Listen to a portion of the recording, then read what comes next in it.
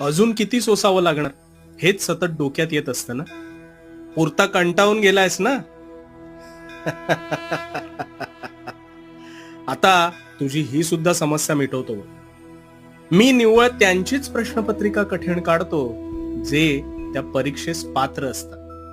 त्यामुळे तुझी प्रश्नपत्रिका जर तुला कठीण जात असेल तर तू त्या जीवन परीक्षेस पात्र आहेस म्हणूनच. मला माहितीये तुला या वेदना असह्य होत आहेत, पण त्यातून गेल्यावर तुझ्यासारखा कणखर सोशिक यापुढे कोणीच नसेल बघ. मला सांग, आपल्याकडे सदैव एकच ऋतू असतो का? नाही ना.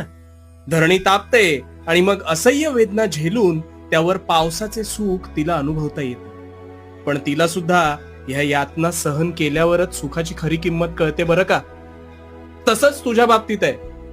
तुझी ही सुद्धा वेळ सरून जाईल आणि लवकरच तुझा